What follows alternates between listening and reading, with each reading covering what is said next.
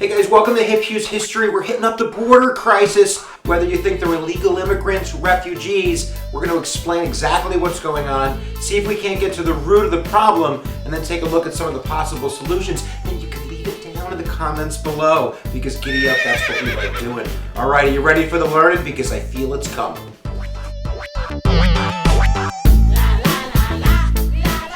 So let's frame out the problem. In 2012, there were about 10,000 illegal immigrants that were flowing from Central America that were children. These are under 18, that are unaccompanied, that are trying to get into the country.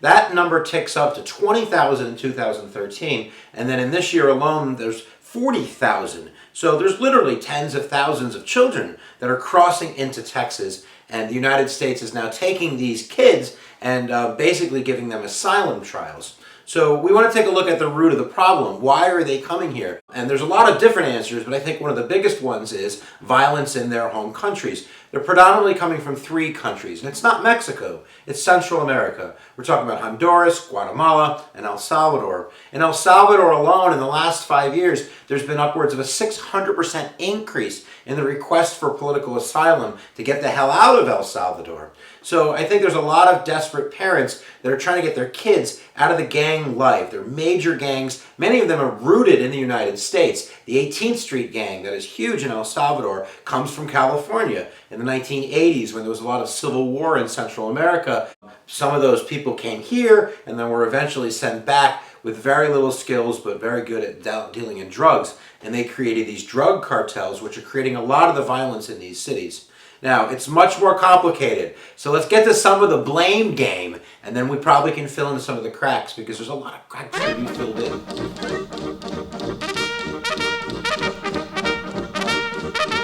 Number 1, blame William Wilberforce, 19th century abolitionist, and George W. Bush. One of the last acts that George W. Bush signed was an anti-smuggling act. It's called the William Wilberforce Act, which was basically meant to combat sex trafficking. And there's a lot of different aspects of the law, including funding governments to programs. But one of the aspects of the piece of legislation was that children that were coming into the United States that didn't have parents, that were basically on their own, they were 15, 16 years old, that we weren't just going to toss those kids into the wind. If they're Canadians, out you go.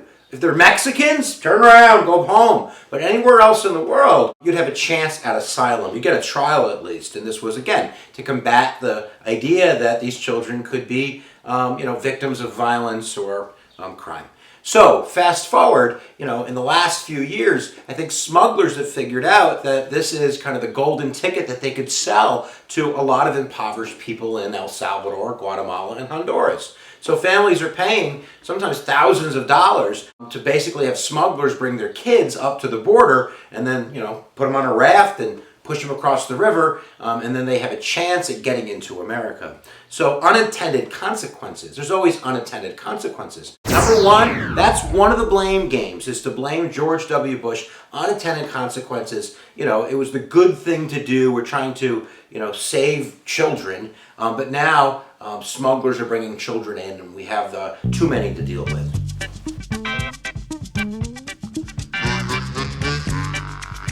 Number 2, blame Obama. And there's lots of kind of claims on the right against Obama, that he's weak on the border, that he hasn't put a lot of attention onto it, that he's been going for this broad amnesty immigration bill when he's been ignoring this problem of people coming across the border. But a more specific claim is his memorandum that was put out in 2012, a deferred action for childhood arrivals, that basically changed the way, didn't change the way, but it gave judges that had hearings in terms of deportation hearings, basically an opportunity to prolong the stays of people that came here as children. So if you were under 30, you arrived when you were under the age of 15 or 16, you've been here for more than 5 years, you've been going to school, you've stayed out of trouble, we're not going to kick you out. And this is probably kind of an executive action that Obama took because he couldn't get his DREAM Act passed through the legislative process that would have given these children, these illegal undocumented immigrants a chance at citizenship. So since they can't have a chance at citizenship, Obama took this action to prolong their stay. And what the right is claiming is that this was a wink and a nod to other people around the world, that if you could get into the country, that you had a pass, you had a chance for citizenship. So Obama, through his action, his executive action, in a sense created the perception that the United States was the place that you could escape to if you could get here. So blame Obama.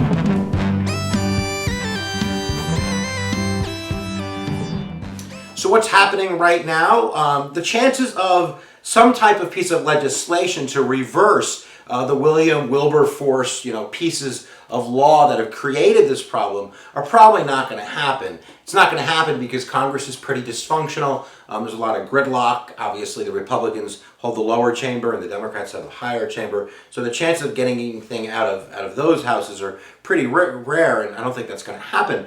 But Obama has requested something like $4 billion to deal with the problem, with half of that money going into speeding up this judiciary proceedings that are happening for these children. And actually, Obama's come out on the side of saying that we should send most of them back.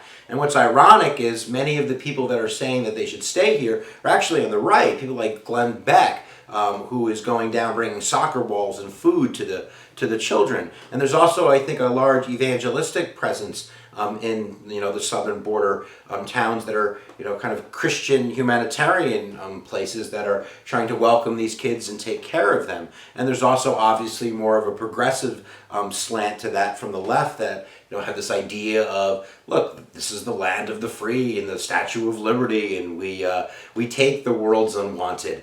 And the idea that these are refugees. We have seen other countries take tens of thousands of refugees from conflicts around the world. When we invaded Iraq, Syria took millions of Iraqi refugees. So why can't the United States take refugees from a conflict that's happening in a southern neighbor? And I also think that there's this historical precedence, whether it's the Irish famine with potatoes in the 1840s, or you're talking about people fleeing communist regimes in the 1940s and 50s, or totalitarian regimes and coming here. The United States has always had an open door policy in terms of people that are seeking asylum from their countries. And of course the other side is going to be one that's much more conservative, that we really have to be more careful in the 21st century about who's coming into our country, that we can't just allow criminals and punks to come into the country, that we have our own economic problems and we have our own unemployment problems. So when you let people come into the country, not only are you giving a wink to other people and saying, come on, you can come, but that you are, in a sense, making it harder for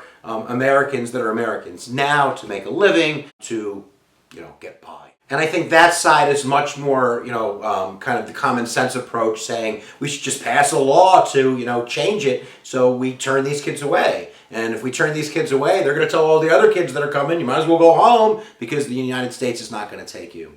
So you can decide which side you're on. Do you think that we should see it as a refugee problem and help these people? Do you think that it makes America better through diversity? Or do you think that this is just, more problems when we have huge deficits and debt and we really should be focusing on ourselves and having other countries worry about their own citizenry? I don't know what you think. I want to know, though, so you can leave it down below. So we hope you understand a little bit more of the problem. Whatever side you stand on, remember that we love you. All right, that's a little bit of the Johnny Cash for you guys. If you haven't subscribed, you should subscribe because you'd be saving unicorns and you'd be making rainbows happen. How about that? Giddy up for the learning, guys. Where attention goes, energy flows. We'll see you next time.